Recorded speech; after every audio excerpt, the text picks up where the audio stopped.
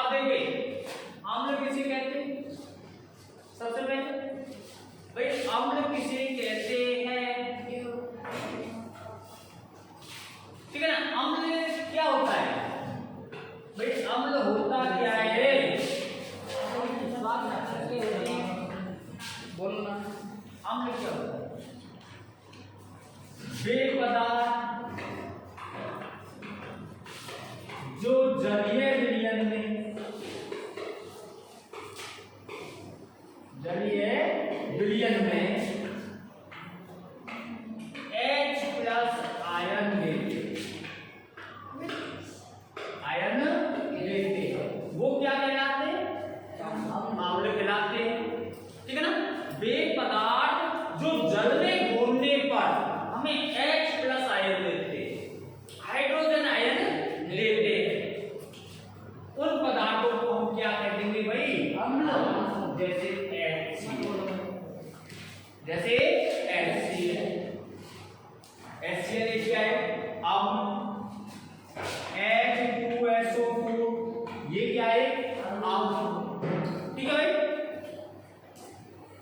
तो समझ में आ गया ना, अम्ल किसे कहते हैं, वे पदार्थ जो जलीय विलयन में घोलने पर क्या देते हैं, H प्लस आयन देते हैं, वो क्या कहलाते हैं, अम्ल।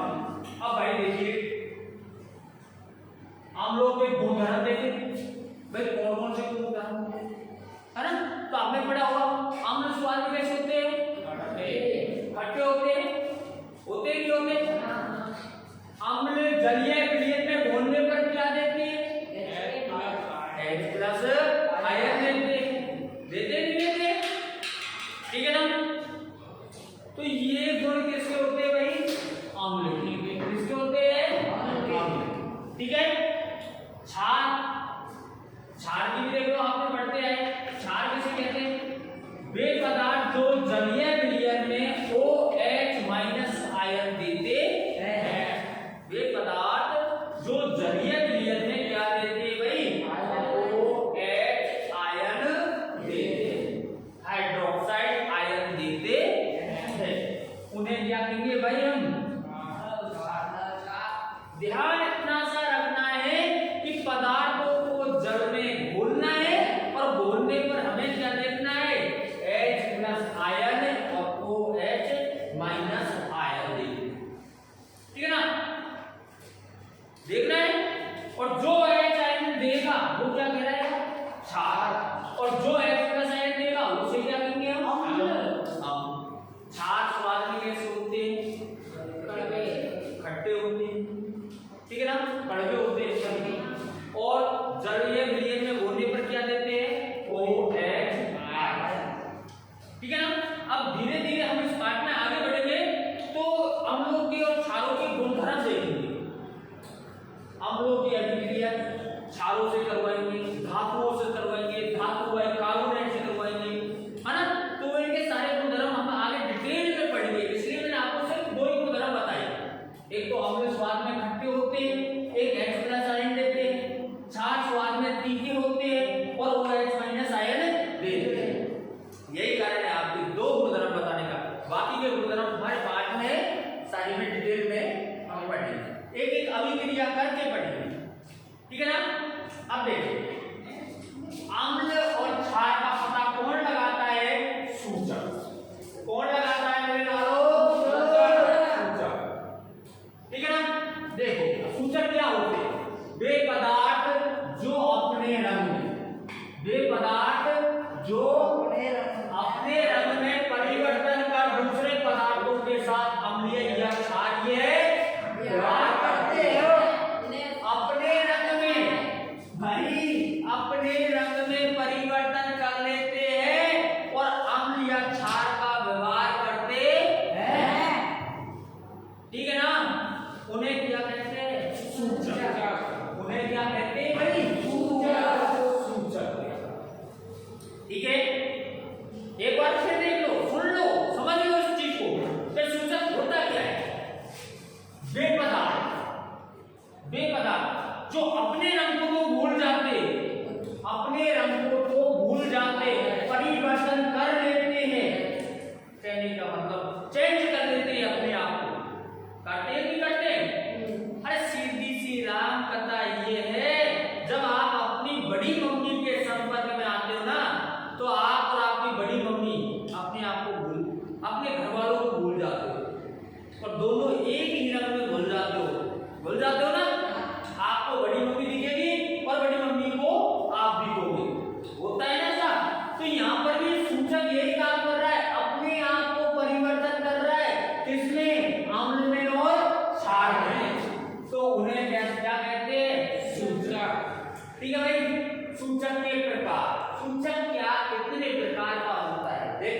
वैसे तो सूचक बहुत प्रकार के होते हैं, अनेक प्रकार के होते हैं। आपने 8वीं क्लास में भी पढ़ा होगा सूचक, लिटमस सूचक।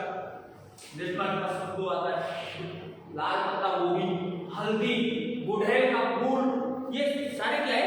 सूचक है। 8वीं क्लास में है, ठीक है ना। परंतु इसके सामान्य प्रकार किस प्रकार है, कौन कौन से प्रकार है, वो हम आगे पढ़ेंगे, ठीक है भाई। देखो पहला प्रकार क्या है? प्राकृतिक सूचक। प्राकृतिक मतलब जो हमें प्रकृति से प्राप्त हुआ है, वो सूचक कौन सा क्या कहलाएगा? प्राकृतिक सूचक कहलाता है ना। जो प्रकृति द्वारा प्राप्त होते हैं उन्हें क्या कहते हैं? प्राकृतिक सूचक कहते हैं, ठीक है ना, राइट है। वे सूचक जो प्रकृति स्रोतों से प्राप्त होते हैं क्या कहलाते हैं? प्राकृतिक सूचक। जैसे लिटमस, लिटमस पत्र होता है ना, लिटमस पत्र, वो हमें एक पादप से प्राप्त होता है। हल्दी पादप से प्राप्त होती है, चाइना रोज पादप से, लाल गोभी कहां से होती है? पादप से प्राप्त होती है। तो ये कौन से पर? लिटमस पर, ये कौन से पदार्थ हो गए? प्राकृतिक सूचक हो गए। क्या हो गए? प्राकृतिक सूचक। जो हमें पादपों से प्राप्त हो रहे, प्रकृति द्वारा प्राप्त हो रहे, उन्हें हम प्राकृतिक सूचक कहेंगे, ठीक है ना। सूचक इसलिए कहेंगे क्योंकि ये अम्लीय और क्षारीय माध्यम में, क्षारीय और अम्लीय माध्यम का व्यवहार करते हैं, अपने आप को परिवर्तन कर लेते हैं। जैसे ये कैसे भी रंग के हो, इनको खुद के रंग को चेंज करके ये अम्ल में हो जाते, ये क्षार को दर्शाते हैं। खुद के रंग को भूल जाते, या तो ये अम्लीय रंग दर्शाएंगे या कैसा रंग दर्शाएंगे? क्षारीय। तो खुद का रंग तो भूल गए ना, तो इसलिए हम इनको क्या कहेंगे भाई? प्राकृतिक सूचक। अब लिटमस क्या होता है? लिटमस होता क्या है? देखिए लिटमस विलयन बैंगनी रंग का रंजक होता है। कैसे रंग का होता है? बैंगनी रंग का। और इसे लाइकेन के पौधे से प्राप्त किया जाता है। किससे? लाइकेन, लाइकेन, ठीक है ना, पौधे से निकाला जाता है। लिटमस विलयन जब में तो अम्लीय होता है और में क्षारीय होता है। इसका रंग सिर्फ कैसा होता है? बैंगनी। जब इसको प्राप्त किया जाता है तो इसका रंग कैसा होता है? बैंगनी, ठीक है ना। ना तो ये क्या होगा? क्षारीय होगा, और ना ही ये कैसा होगा? अम्लीय। ना तो ये अम्लीय होता है, ना क्या होता है? क्षारीय। ये सिर्फ बैंगनी रंग का होता है। लेकिन जब हम अम्ल की और क्षार की जांच करते हैं, जब इस पे हम अम्ल और क्षार की बूंद गिराएंगे तो लिटमस पत्र का रंग बदल जाएगा, और उससे हमें ये पता लगेगा कि ये क्षार है या अम्ल है। जो हम आगे देखते हैं कैसे होता है, ठीक है भाई।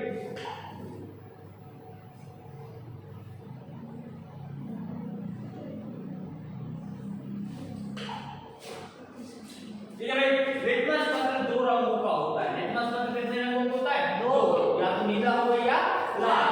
अम्ल नीले लिटमस पत्र को लाल कर देता है। जब हम लिटमस पत्र पर क्या डालेंगे? नीले लिटमस पत्र पर क्या डालेंगे?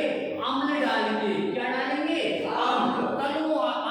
तनु अम्ल की कुछ बूंदे डालेंगे। नीले लिटमस पत्र पर क्या डालेंगे?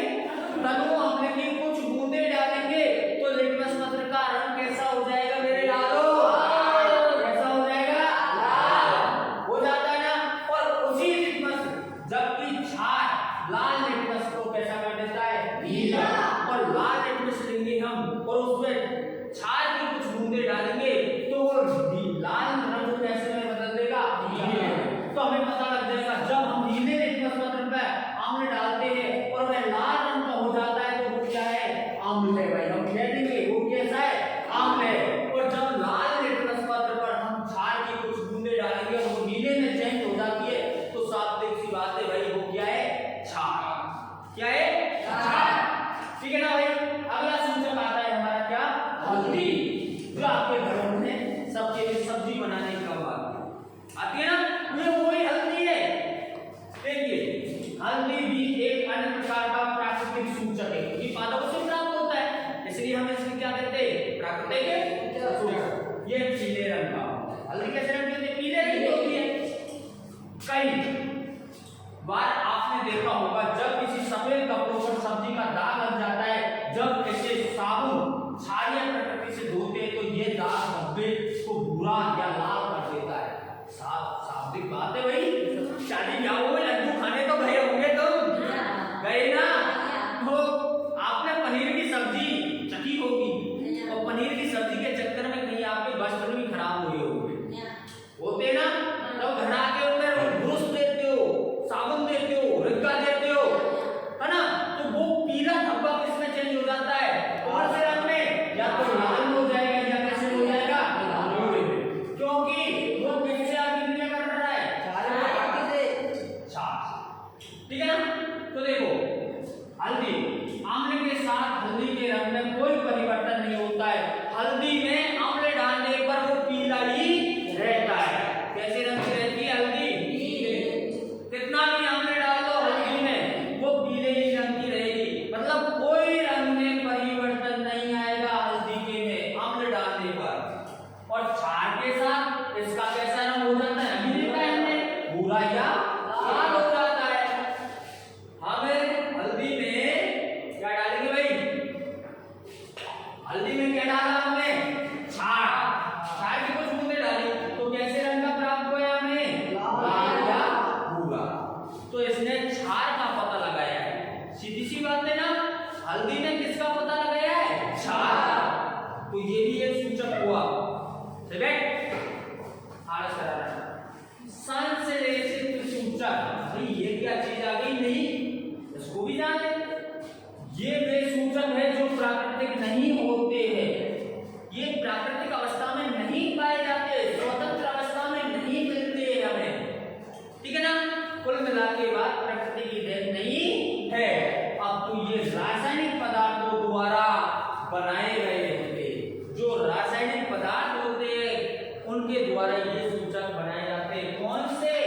संश्लेषित सूचक, जैसे मेथिल ऑरेंज, फिनोल्फथालीन आदि, है ना? और इनका उपयोग कहाँ करेंगे?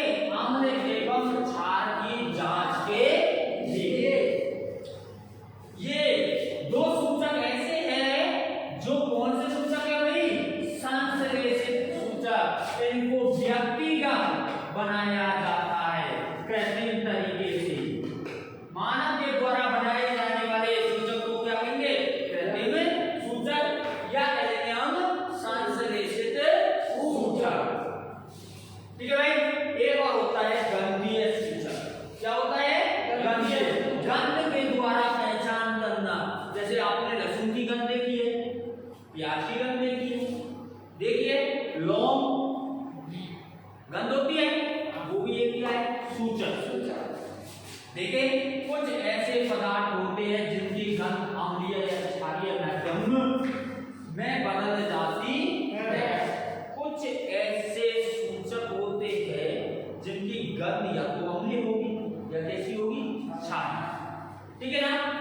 वे ऐसे पदार्थों को गंधीय सूचक कहते हैं। ऐसे पदार्थों को क्या कहेंगे? गंधीय सूचक। वे पदार्थ जिनकी गंध या तो अम्लीय होगी या क्षारीय होगी, वे पदार्थ गंधीय सूचक कहलाएंगे। ठीक है भाई? आगे चले।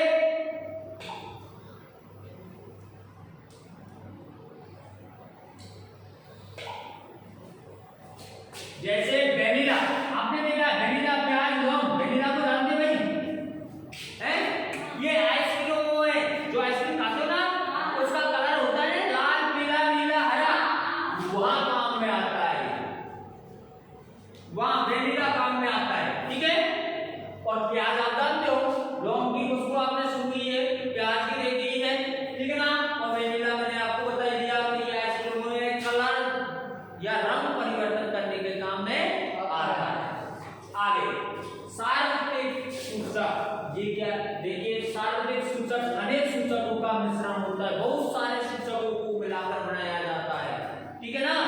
जैसे हम कोई समूह कह देते हैं, किसी चीज का समूह कह देते हैं, जैसे 10th क्लास का समूह बोल दिया, तो समूह में एक स्टूडेंट होगा क्या? नहीं, अनेक स्टूडेंट होंगे ना?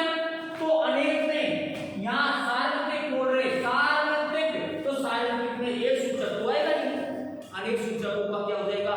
मिश्रण, है ना?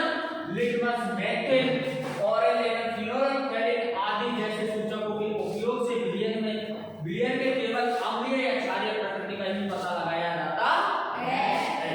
ठीक है ना? आगे देखो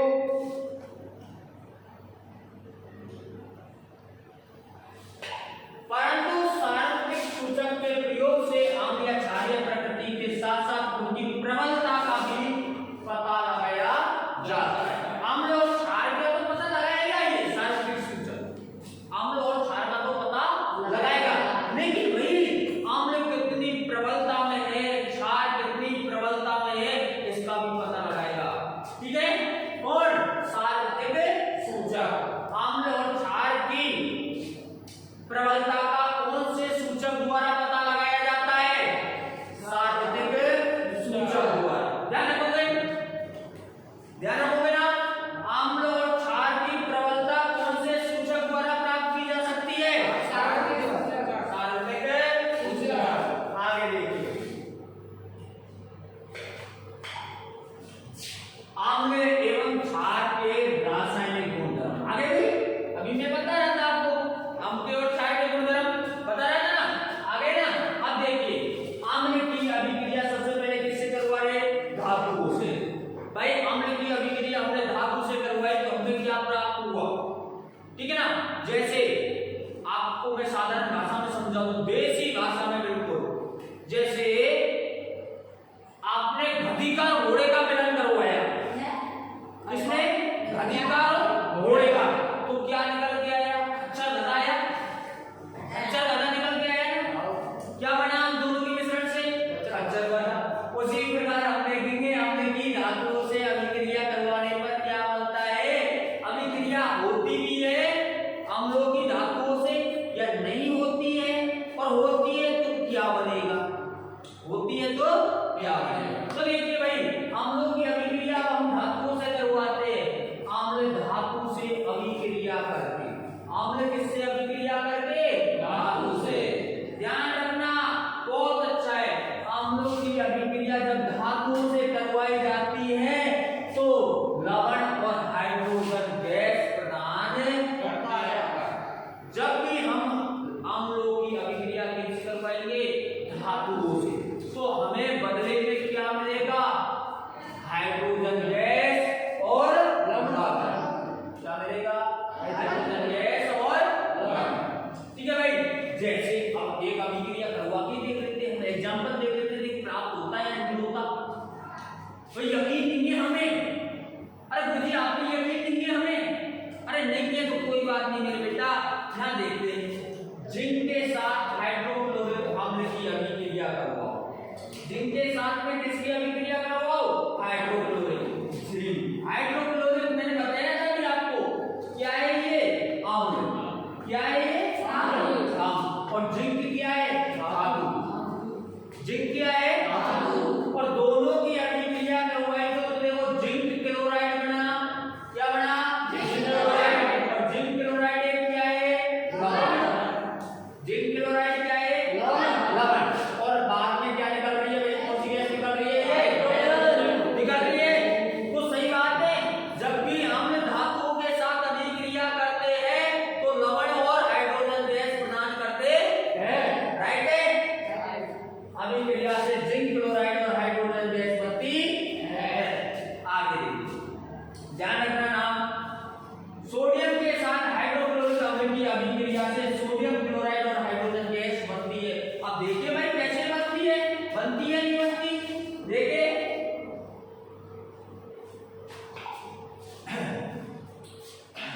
देखिए हाइड्रोक्लोरिक अम्ल ले लिया, HCl ले लिया, सोडियम Na ले लिया, इनकी अभिक्रिया आपस में संबंध बनवाया तो क्या बना? सोडियम क्लोराइड, नमक बन गया। क्या बन गया?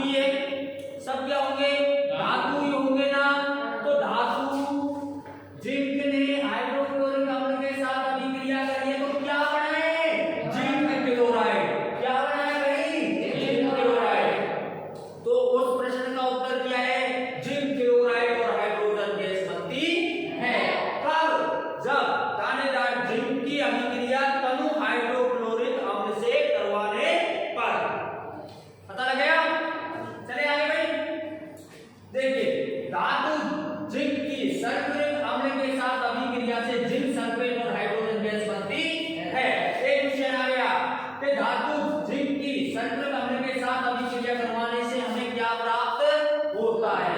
क्वेश्चन इनमें छुपा होता है। आप चल देखो उत्तर इसने साथ में जोड़ दिया कि ये हमें प्राप्त होता है, लेकिन इससे आगे देखो भाई क्या लिख रहा है, धातु जिंक की सल्फ्यूरिक अम्ल के साथ अभिक्रिया करवाने से हमें क्या प्राप्त होता है।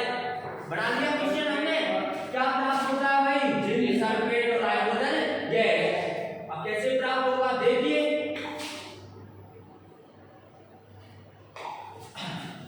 देखिए आ गया क्या, हाँ H2SO4 क्या हो गया भाई, सल्फ्यूरिक अम्ल हो गया, क्या हो गया, सल्फ्यूरिक हो गया। और जिंक क्या है देखो, जिंक Zn दोनों की अभिक्रिया करवाई आपस में तो क्या बना ZnSO4, क्या बना ZnSO4 और हाइड्रोजन गैस ऐसे बना मेरे लालो देखो H2SO4 प्लस Zn। अब समझ में नहीं आई, सबसे पहले तो हम हाइड्रोजन गैस बना डालते, क्या बना डालते, हाइड्रोजन गैस बना दी। हमें पता है हाइड्रोजन गैस H2 होती है, निकाल दी इनमें से, सबसे पहले निकाल दी। अब बचा क्या है भाई, जिंक बचा है, जिंक आगे डाल दो, सल्फेट में डाल दो नीचे और प्लस का चिन्ह लगा दो, आ गया, क्या बन गया, जिंक सल्फेट और हाइड्रोजन गैस।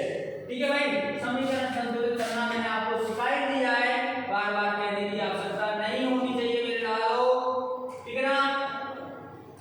आप देखिए बहुत अच्छा क्वेश्चन है, हाइड्रोजन गैस की जांच। भाई हम कैसे पता लगाए हाइड्रोजन गैस ही निकल रही है,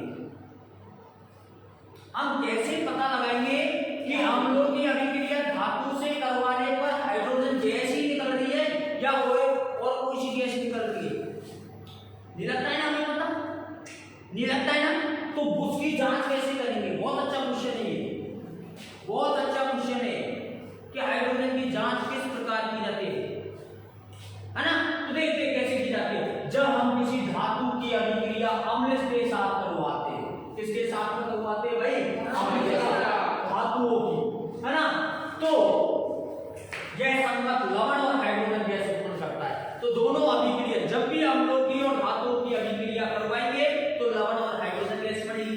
ये तो हमारे मन में है, ये बात तो हमारी क्लियर है, फिर से कि क्या बनेगा, लवण और हाइड्रोजन।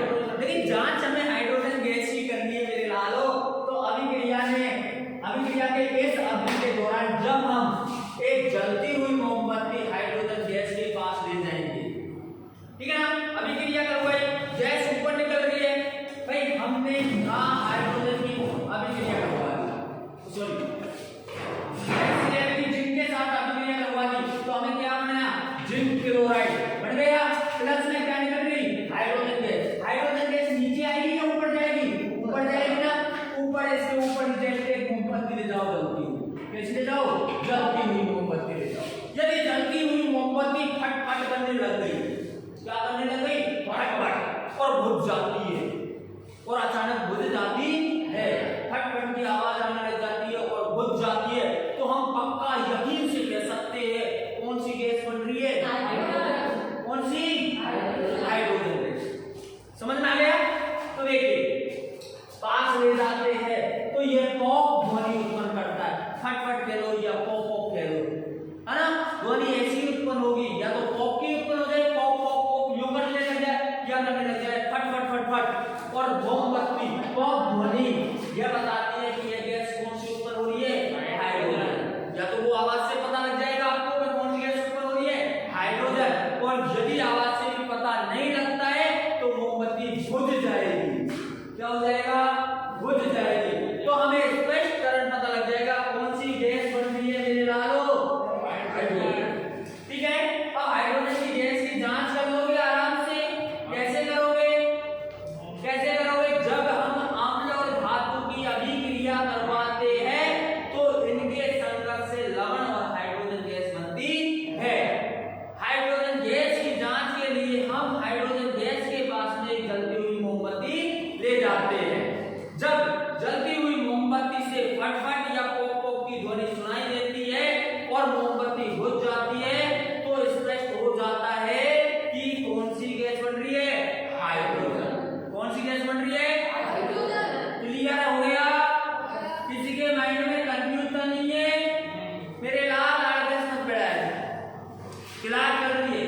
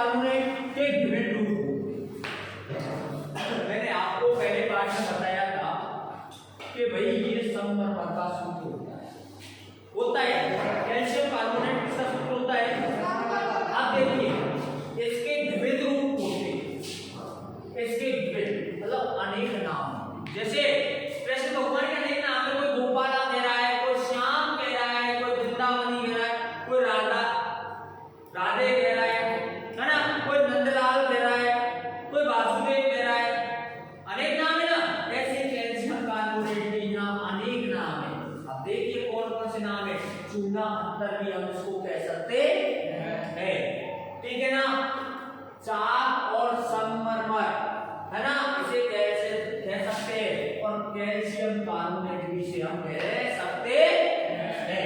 ठीक है भाई, पता लग गया विभिन्न नामों के। आगे देखिए, सभी धातु कार्बोनेट, सभी क्या है भाई? धातु कार्बोनेट। ये सारे जो नाम दिए हुए हमें, ये सभी क्या है? धातु कार्बोनेट। ठीक है ना? अभी मैंने बताया विभिन्न रूप में ये धातु कैल्शियम कार्बोनेट, ठीक है ना? तो ये सभी धातु कार्बोनेट। कैल्शियम, कैल्शियम यहाँ भाई कैल्शियम आ रहा है। कैल्शियम क्या होता है मेरे लालो? धातु होती है ना? तो हमने डायरेक्ट कह दिया इसको धातु कार्बोनेट। और हाइड्रोजन कार्बोनेट अम्ल के साथ अभिक्रिया करके, भाई धातु कार्बोनेट और हाइड्रोजन कार्बोनेट अम्ल के साथ अभिक्रिया करके, अम्ल के साथ अभिक्रिया करके हमें क्या देंगे? लवण, कार्बन डाइऑक्साइड और तीन चीज देंगे। लवण देंगे, कार्बन डाइऑक्साइड देंगे और क्या देंगे? जल। लवण, कार्बन डाइऑक्साइड और जल, तीन चीज हमें प्राप्त होने वाली है। इस अभिक्रिया को सामान्य रूप से इस प्रकार है। देखिए ये हमारे पास में एक बहुत अच्छा सूत्र दे दिया, याद करने के लिए हमें ये सूत्र दिया है। ठीक है भाई, कि भाई कैसे? कि भाई धातु कार्बोनेट ले लिया हमने, उसकी अभिक्रिया कैसे करवा दी? अम्ल से। तो सीधी सी बात है, लवण बनेगा, कार्बन डाइऑक्साइड बनेगी और जल बनेगा। तीन चीज बनेगी। हमें इस सूत्र में लिखनी है, जो भी बनेगा हमें इस सूत्र में लिखना है। ये बनेगा, हमें तो ये पता है कि कौन सा तो धातु बनेगा, वो सॉरी कौन सा लवण बनेगा हमें पता नहीं है, लेकिन लवण बनेगा। एक तो क्या बनेगा? लवण बनेगा। एक कौन सी गैस बनेगी? Carbon dioxide. और एक बनेगा क्या? जल। ये हमें पता है, ठीक है ना? अब वो कुछ भी दे दे, हमें तो सिर्फ इसमें ध्यान रखना है क्या बनेगा? लवण, कार्बन डाइऑक्साइड और जल। ठीक है ना? उदाहरण ले लेते हैं भाई, कैल्शियम क्लोराइड हाइड्रोक्लोरिक अम्ल के साथ अभिक्रिया करता है। कौन कर रहा है? Calcium chloride. कौन कर रहा है? Calcium chloride. अभी आ गया कैल्शियम, कैल्शियम ने बताया था कैल्शियम कार्बोनेट। ठीक है भाई, कैल्शियम कार्बोनेट की अभिक्रिया हमने किससे करवा दी? HCl। अब भाई सीधी सी बात है, देखो CO3 क्या है भाई? CO3 तो हमने डायरेक्ट लिख दिया CO2, क्या लिख दिया? CO2। अब भाई तीन में से दो गई तो कितनी हो बची? एक, जो जल में बैठा दी और डाल दिया यहाँ से क्या? H। तो जल का सूत्र क्या होता है? H2O, है ना? तो यहाँ से हमने ले लिया H और H से पीछे क्या बैठा दी? O। तो दो चीज हमारी पूरी हो गई। अब बचा क्या है हमारे पास में? Ca और CH। बचा क्या है? Calcium chloride. तो बढ़ गया ना लवण, क्या बनाया है? Calcium chloride. लवण कौन सा बन गया? Calcium chloride. कार्बन डाइऑक्साइड आपने बनाई थी और जल आपने बनाई थी। पता लग गया? तो क्या बन गया? कैल्शियम कार्बोनेट और हाइड्रोक्लोरिक अम्ल की अभिक्रिया करवाने पर कैल्शियम क्लोराइड, कार्बन डाइऑक्साइड और जल बढ़ गए ना? चले आगे।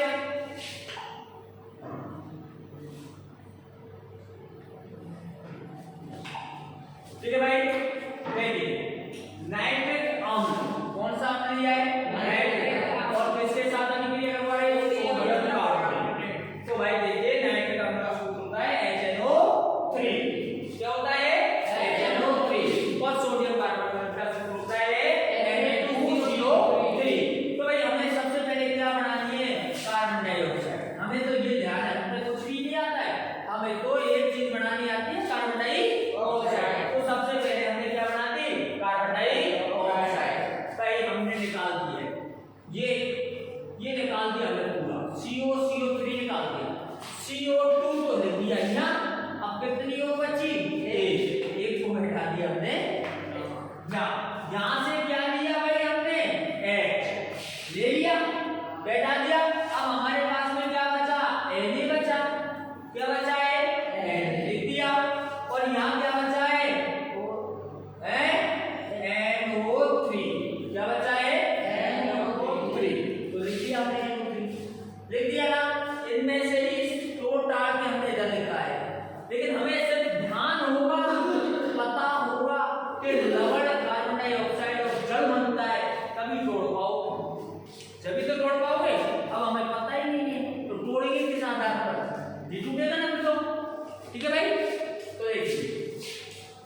प्राप्त किया अभिक्रिया सोडियम कार्बोनेट से करवाई तो हमें सोडियम नाइट्रेट प्राप्त हो गया NaNO3 सोडियम नाइट्रेट प्राप्त हो गया कार्बन डाइऑक्साइड गैस प्राप्त होगी और क्या प्राप्त हो गया जल।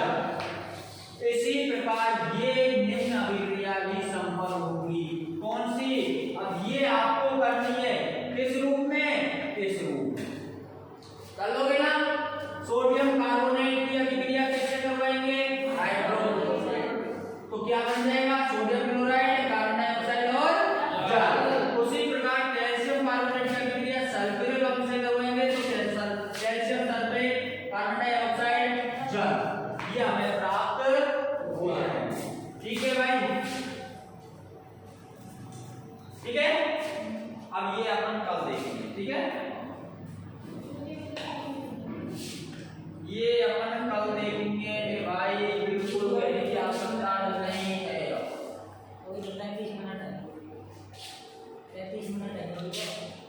35 मिनट हो चाहे 36 मिनट हो